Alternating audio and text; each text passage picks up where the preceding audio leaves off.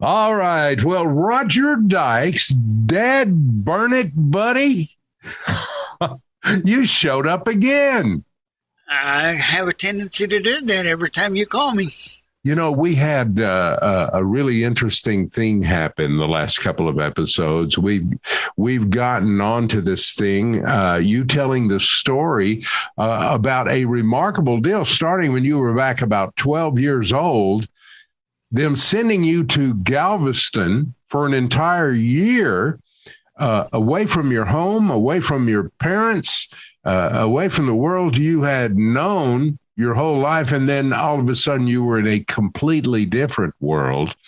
And here's what I'd like to suggest. We don't really have time to tell the story, although when we had to shut down last time, we were out of time. It was really getting fun. And you just told some tremendous stories, and we finally found a stopping place.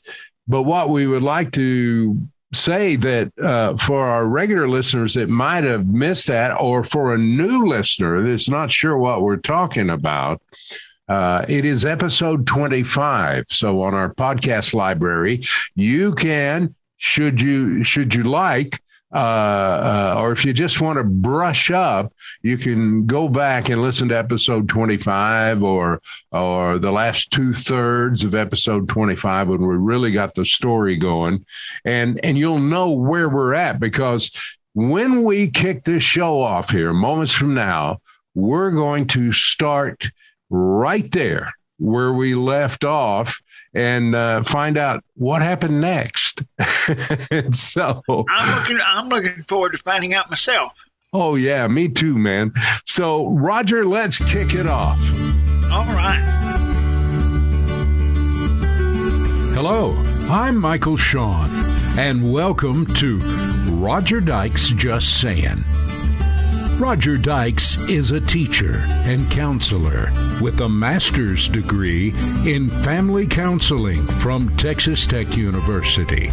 He is the owner of UV Blake Records and has written a book titled Non-Persons Rolling in a Normal World. And there's a few more things. Roger was born with cerebral palsy. Now a quadriplegic, he has been confined most of his life to a wheelchair.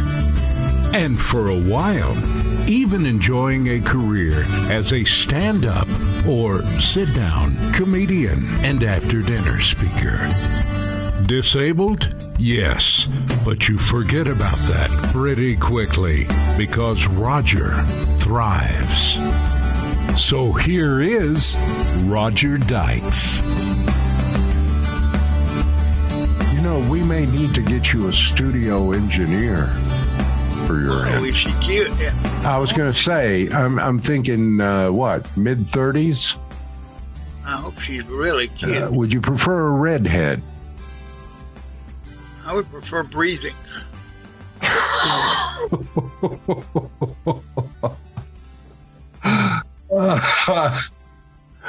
Oh, Roger. Okay. You know, I am convinced that Zoom was never intended to do professional audio. I think what it's intended to do is person-to-person communication or meetings. But now it's being used on broadcast and podcast and that sort of thing. But you can still hear the difference, and they could easily fix that. Okay. We're hang on. I'm getting back in. I know where I left off. Oh man, you're having one of those days too. Engage brain now. Yes, thank you. And get mouth coordinated. Yes. All right, we're going back in and we're picking up your story where we left off. Okay, well, I tell you what, Michael, there are several other things that we have talked about that or need to talk about that were adventuresome, but one of the more interesting ones was in October of 1964. I was, as we've said, in Galveston at Moody State School, and something happened that changed my world, at least for a couple of days, rather dramatically. The hurricane named Hilda came into the Gulf Coast, and very close. Yeah, very close. The water began to rise at the seawall, and I had never been through a hurricane before in my life. Didn't know what was it. What you were from West Texas, man, and we didn't have water here, and they have all kinds of water down there. So the tide was coming up higher and higher on the seawall, and it got to a point where they decided that it would be better to evacuate the school. So that, and I was hoping it meant we go home, but it didn't mean that. It meant we went to the basement of John Seeley Hospital. And why the basement, I'm not sure, but apparently that was a safe place to be. That's not usually where you want to go during a flood. That's not where you want to go. But of course, in my mind, at age 13, homesick and ready to come home, you better well know I was hoping the hurricane would come and wipe the whole place out. I didn't want anybody hurt, but I sure would like to see Moody State School underwater. They could just come get you. That way I could go home and not have to come back. But as things would happen, the hurricane turned, and I think it went into Louisiana instead of coming toward Galveston. So it was only, I think, one night that we were out of the school. But for one night, we camped out at John Seeley Hospital.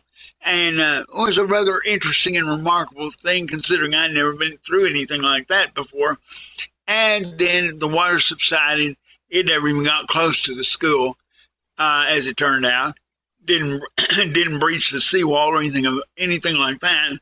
But for one night, I had the fantasy dream of maybe I'm going to get to go home. Yeah. But reality set in, and I was back at Moody State School again. You know, Roger, I just have to say this. It's something I just thought of, but I think of all of the stories that you told on our last episode, the one that I got the biggest kick out of was your mom. And when they took you down there and she said, look, there are going to be issues here. Let me tell you, this is our boy, Roger. And you know how moms are. They know what's going to happen before it happens. Moms are just smart. They're just locked in like that with a child. And she told those doctors, now, do you want to ask me questions, or can I go over any of this with you about what I think is going to happen here now?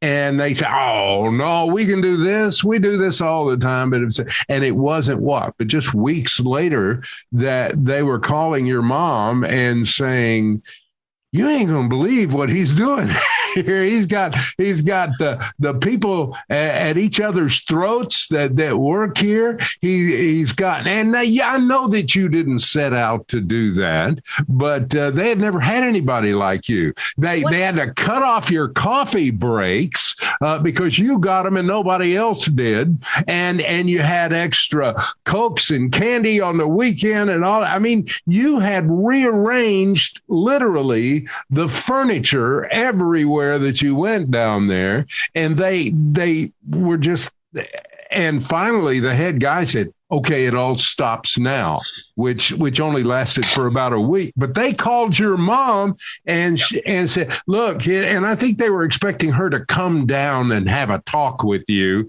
And she basically just said, look, I told you so. And you told me, don't worry, you can handle it. So handle it. Well, I got the biggest kick out of that. Well, there were after the October experience of the hurricane, then we have Christmas. Now, Christmas, we had 2 weeks off for Christmas. For me to come home and to be able to be here any length of time, it took a couple of days both directions. Yeah. To drive back and forth. So I don't know if you remember, Michael, but there was a company here in town called Baldridge Bakery. Oh, sure. Well, I was in school with Don Baldridge, who was one of the brothers that owned Baldridge Bakery. I was in school with his son, and he still is here in town as far as I know. But Don realized the situation and chartered the company plane to fly down and pick me up and fly me back home. Wow. So I would have more time to spend with my family and friends at Christmas. Plus, what a great experience for you. Which was wonderful. And, of course, I deeply appreciated the opportunity, and we ate Baldridge bread forever. But but it was a nice gesture on their part so that I would get more time back here at home. Of course, my Christmas dream, was that somehow Mom and Dad would decide I didn't have to go back. Sure. But Christmas dreams don't always come true. So 2 weeks later, the Baldridge plane fired up again and flew me back down to Galveston, where I stayed with the same order of things happening until Easter. Easter, we only got 1 week out, but the Baldridge plane flew back down and picked me up again. Yeah. So I would have at least more time to spend here with the family over Easter. So I have always felt a deep appreciation and indebtedness to the Baldridge family. Because quite honestly, you would have spent as much time driving nearly as you would have been at home. And so it probably might not have happened. And that would have really been a lonely time. Probably what would have happened, Christmas I would have come home, because 2 weeks would have justified it. The week at Easter probably would not have. They would probably just spent the week with me down there like they did on the weekends. But that would have been far from as enjoyable as coming home, of course. Now, you got to understand that I'm 13. I've grown up in a world where I've played adult games with adults. There are adults at Moody State School, of course. They're the caregivers and the therapists and all these nice people.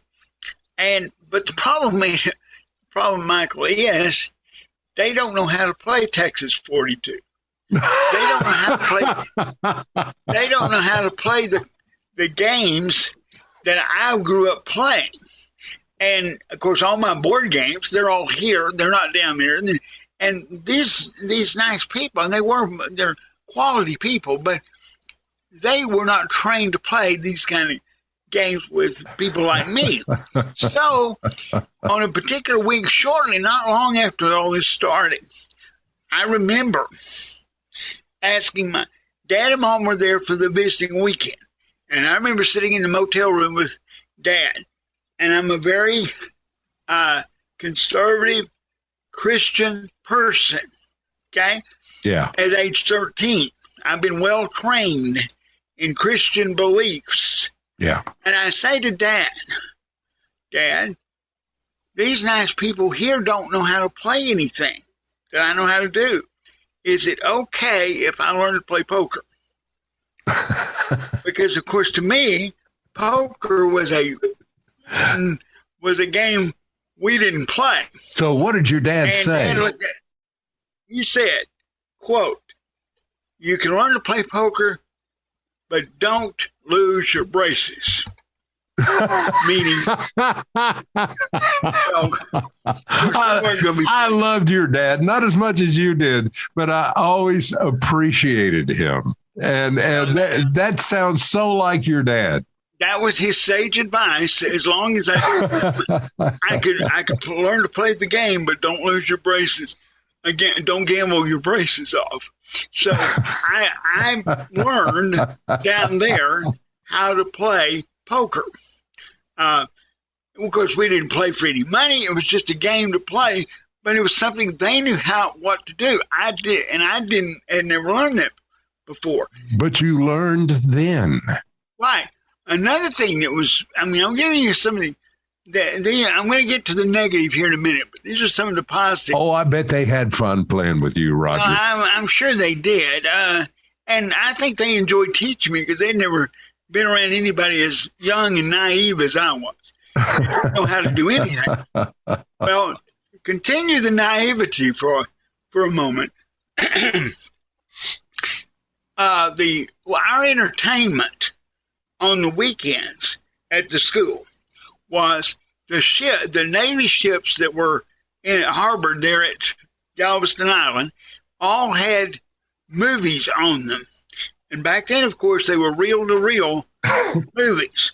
Yeah. And the recreation director of the school would go and get movies off the ship and bring them to show us. What a time it was then. Well, these were first-run movies. These weren't 40s and 50s. These were current movies. Yeah, that Hollywood, for lack of a better term, would make available to our sailors and our people overseas. Exactly. So we're getting first-run movies. Well, of course, we had, I remember watching Westerns of Audie Murphy and whoever, John Wayne and so forth, but with the kids. Oh, man. And of course, the kids like the Westerns. The plots were not so deep that they couldn't follow them. Back then, everybody watched Westerns. That's what we watched. Yeah. And so I got to see some Westerns that I wouldn't have gotten to see otherwise. And, of course, now these are the positive times. I enjoyed watching the Westerns and things like that. Well, anyway, one day, one of these guys, one of the therapists, who I'll get to in a minute, but he came to me and he said, you want to come back here and watch a movie with us? They never invited me to watch a movie. I went, okay, I guess so. What was the movie? So I go back there, and I got to see literally almost a premiere viewing of James Bond, Dr. No. Oh, that was not put out for the kids. It certainly wasn't X-rated, and it's nothing now. But by the standards of the day, yeah, it was risque. Yeah, and my mother did not approve of James Bond, so we didn't tell her about this.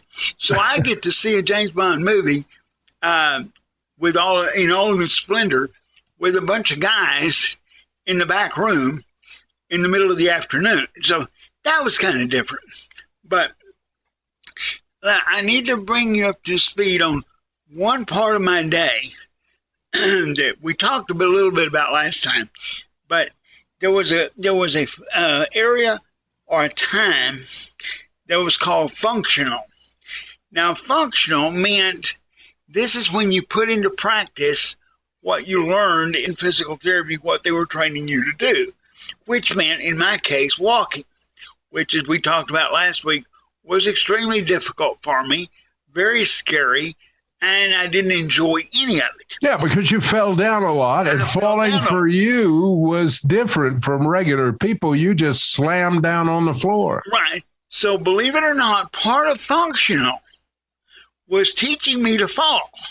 Yeah. They stood me in front of a mat or backed me up against me, and my job was to fall backwards and learn to fall without banging my head on the floor. Well, yeah, I got it down better than I did to begin with, but it's no fun to fall. Breaking your fall with the condition that your arms and hands and legs as well are in is a critically difficult thing for you to do, even to this day. Right. I had to learn to do it, and learning to fall is painful. Okay, even if you do it right, your backside is still hitting the floor. So it wasn't something, or the mat. So it wasn't something that you particularly enjoyed doing. You go, oh, good, I get to do that thing. Well, there was a gentleman gentleman's kind of overstating the case. There was a guy in the organization named Maxie. I will never forget Maxie.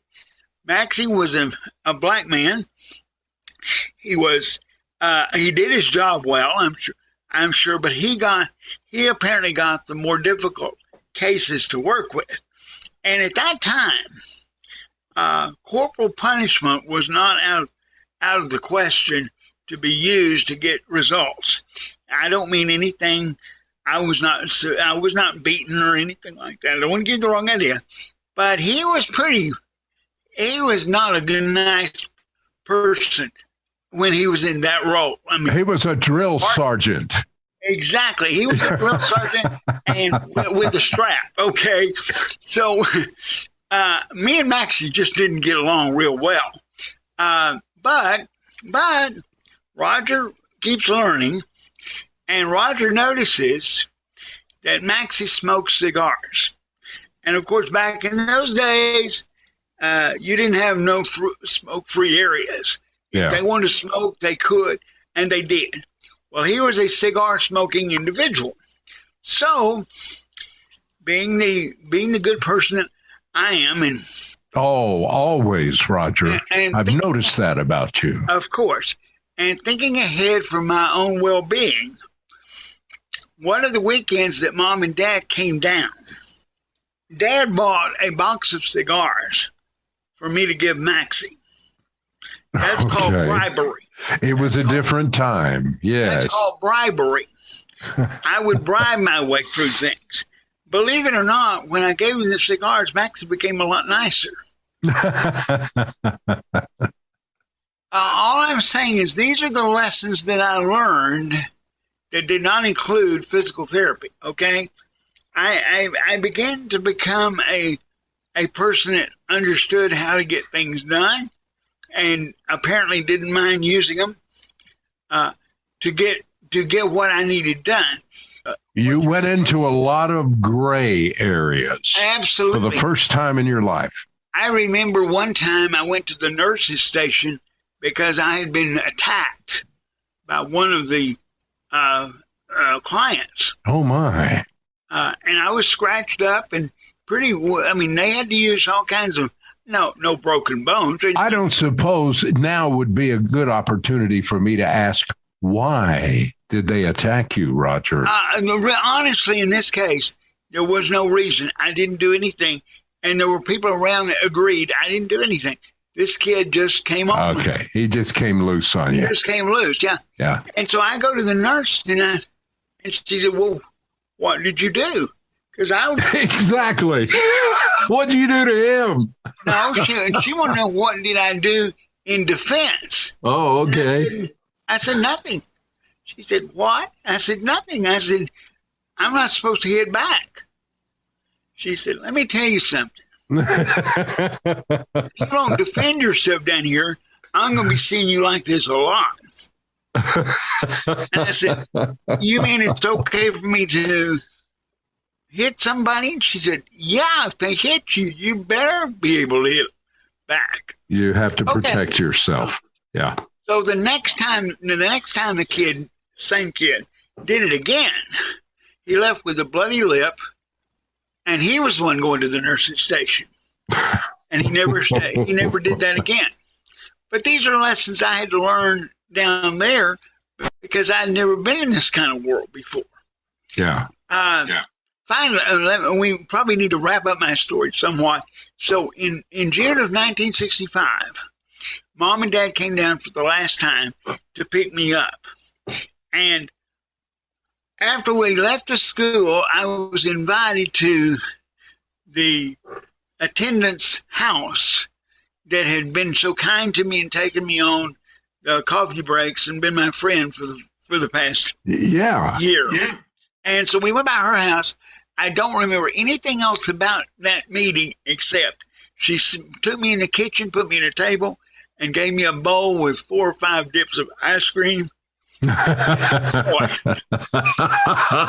She spoke your language. Absolutely. So now, to give you an idea, and so our listeners will understand, as a result of being down at Mooney State School, I came home with the ability to walk with crutches and braces better than when I left. It was improved dramatically.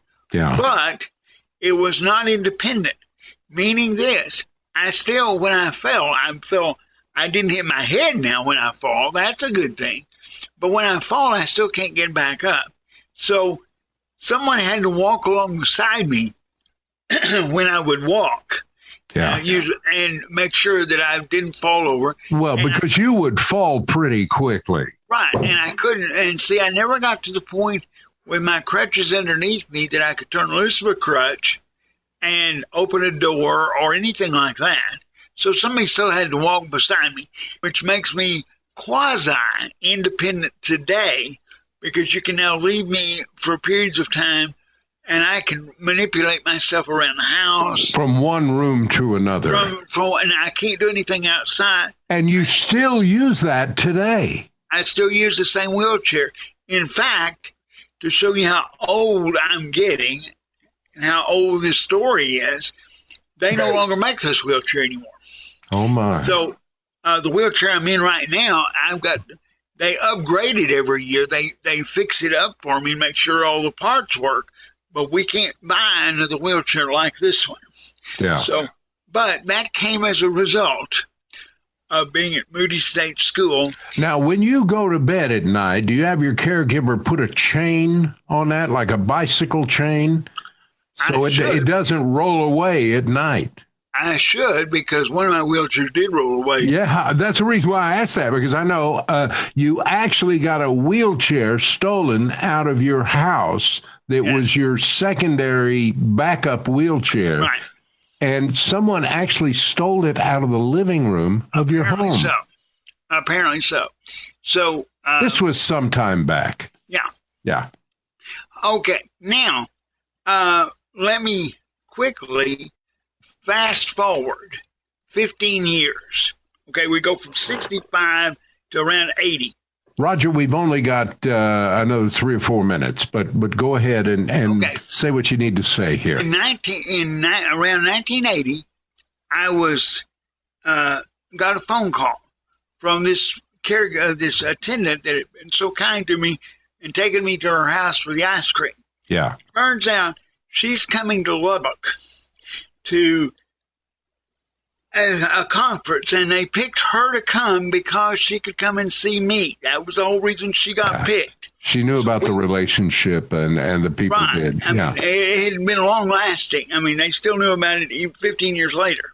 Yeah. And so she and I met with the help of my manager at the time when I was entertaining at a steak restaurant here in town, and we had dinner together and reminisced over what all had happened. And many of the stories that we've talked about on this podcast were stories that she and I relived together, both good and bad. That's great. Yeah. But toward the end of the meal, she said, "There's something I need to tell you." And I said, "Okay, what's that?" She said, "I want you to know that many of the things you fought for down at Moody State School are now policy, because they realized with your being here that there were things that were not fair and were not equitable between the different clients. For example," she said, "older clients are allowed to stay up later now. Older clients get a fork. If you can handle it, they'll give you a fork. They'll give you a plate instead of a bowl." All these things that I had gone in there and for my own survival had changed have now become policy down there. So I felt good about it. Unfortunately, like many times in my world, by the time I get something changed for the better, I'm no longer part of it anymore, but someone else benefits from it. Now, do they do poker night and boxing matches? I think they still do the boxing. I don't know about the poker. And I don't know about the James Bond movies, but